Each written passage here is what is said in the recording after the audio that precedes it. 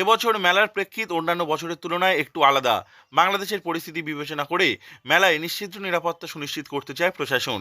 দক্ষিণ চব্বিশ পরগনা জেলায় সুন্দরবন এলাকায় আন্তর্জাতিক জলসীমান্ত প্রায় 150 কিলোমিটার দীর্ঘ, আর সেই কারণেই বাংলাদেশের সাম্প্রতিক পরিস্থিতির কথা মাথায় রেখে জলপথে ওপার থেকে অনুপ্রবেশ রুখতে সচেষ্ট হয়েছে সুন্দরবন জেলা পুলিশ। আমাদের এফআইবি, তারপরে পুলিশ লঞ্চ, সিভিল ডিফেন্সের লঞ্চ, এগুলো কন্টিনিউসলি মনিটরিং করে থাকবে, পুলিশিং লঞ্চ। অ্যান্ড যেখান থেকে নামখানা থেকে চেমগুড়ি দিকে যাবে ও রাস্তা দিকে আমাদের পুলিশিং পেট্রোলিং কন্টিনিউসলি হয়ে থাকবে। আছে বাইনোকুলার্স আমরা ব্যবহার করছি।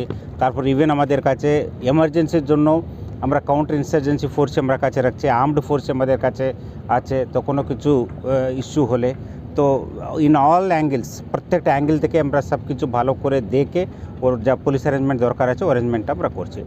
বাংলাদেশের সাম্প্রতিক পরিস্থিতির কথা মাথায় রেখে জলপথে ওপার থেকে অনুপ্রবেশ রুখতে গোবর্ধনপুর, পাথর প্রতিমা, নামখানা, ফ্রেজারগঞ্জ, কাকদ্বীপ ও সাগরদ্বীপে সুন্দরবন পুলিশ জেলার পুলিশের পেট্রোলিং আরও জোরদার করা হয়েছে।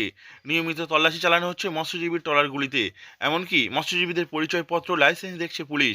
জলপথে অচেনা অদ্ভুত অস্বাভাবিক কিছু চোখে পড়লেই ভারতীয় মৎস্যজীবীরা যাতে পুলিশকে খবর দেন সেটা তাদের বোঝানো হয়েছে, সেই অনুযায়ী কাজ চলছে। কিন্তু যেহেতু সামনে গঙ্গাসাগর মেলা এবং বাংলাদেশের একটা ইস্যু চলছে, তো সেই হিসাবে আমাদের সাহেবদের কাছে যেরকম অর্ডার আছে, সাহেবরা আমাদের সেই রকম অর্ডার আমাদের দিয়েছেন যে ওটাকে ডেলি বেসিসে এখন একটু নজরদারি করার জন্য সেটা আমরা অর্ডার ক্যারি করছি।